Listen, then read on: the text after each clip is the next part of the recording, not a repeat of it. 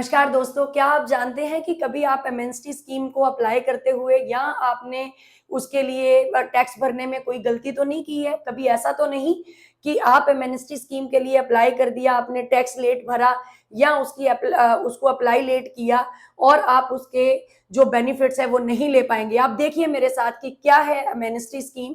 GST की MNST scheme 2025 जिसके अंदर आपने ईयर 2018-19 और 19-20 के जो भी अगर आपके ऑर्डर हैं, ऑर्डर अंडर सेक्शन 73(1) 4, 73(5) अगर आपका कोई भी ऑर्डर है तो आप एमएनएसटी स्कीम के अंदर अप्लाई कर सकते थे। क्या है और किस चीज का फायदा है अगर आप इस एमएनएसटी स्कीम में चले जाएंगे? आप मेरे साथ देखते रहिए वीडियो और मुझे सभी चैनल्स पे, मेरे इंस्टाग्राम पे, यूट्यूब पे और मुझे फेसबुक पे आप मुझे फॉलो कर सकते हैं और देखिए क्या थी MNST scheme. MNST scheme specifically हमें ये कहती है कि जो प्रिंसिपल टैक्स है, जो सिर्फ टैक्स का अमाउंट है, उसी को हमने भरना है अगर हमारे पास जो ऑर्डर है वो 73(5) का है, 73(4) का है या 73(9) का है। तो आप 128A के अंदर आप उसको SPL 01 फाइल करेंगे, जिसके अंदर आप सिर्फ टैक्स जो आपने, अगर आपने टैक्स 31 मार्च 2025 तक भर दिया है तभी आप इस में एप्लीकेबल या आप यूं कहें इलिजिबल हैं। तो अगर आपने टैक्स भर दिया था, सबसे पहले ये टैक्स भरा, उसके बाद आपने 30 जून तक इसको अप्लाई करना था।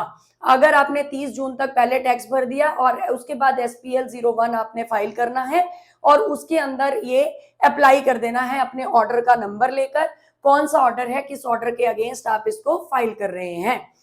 अगर SPL 02 आपको गवर्नमेंट इशू करेगी, डिपार्टमेंट इशू करेगी इफ दे आर सेटिस्फाइड कि आपकी ये दोनों कंडीशंस जो हैं वो सेटिस्फाइड है। नंबर 1, आपने टैक्स इन प्रिंसिपल जो है वो टाइमली भर दिया है।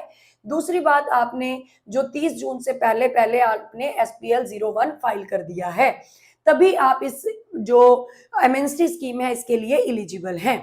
अगर ये दोनों चीजें हो गई तो department will issue you SPL 02 in the form of, जो क्लियरली हमें ये बताता है कि SPL 02 का मतलब है कि आपकी ये एप्लीकेशन अप्रूव हो गई है, आपका जो ऑर्डर है वो सिर्फ आपने टैक्स दिया, सिर्फ टैक्स अमाउंट दिया और इंटरेस्ट और पेनल्टी आपका वेव ऑफ हो गया है। अगर SPL 04 अगर आपको डिपार्टमेंट दे देता है तो उसका मतलब रिजेक्ट हो गई है आपकी एप्लीकेशन। तो इसीलिए ध्यान रखें, आप पहले ये देखें कि आपने SPL 1 कब फाइल किया, टैक्स आपने कब फिल किया, कितना आपने टैक्स अमाउंट फिल किया। अगर आपने टैक्स अमाउंट क्या DRC 03 के थ्रू आपने वो उसी हेड में या उसी ऑर्डर के अगेंस्ट आपने फाइल कर दिया है। अगर आपने SPL 01 फाइल करते हुए वो नहीं अटैच की तो आप उसको फिजिकली डिपार्टमेंट में दे सकते हैं ताकि आप SPL 04 से बच जाएं, आपको SPL 02 ही मिले, यानी कि आपको वेवर ऑफ इंटरेस्ट और पेनल्टी आपको मिल जाए। अब मोर डिटेल्स के लिए आप मेरे साथ बने रहें और मेरी यूट्यूब चैनल को सब्सक्राइब करें और हमारे पास मेरी बायो में एक फॉर्म है, आप उस फॉर्म को, अगर मेरी सर्विसेज को लेना चाहते हैं तो आप उस फॉर्म को भरकर ताकि हम आपको कांटेक्ट कर सकें। धन्यवाद।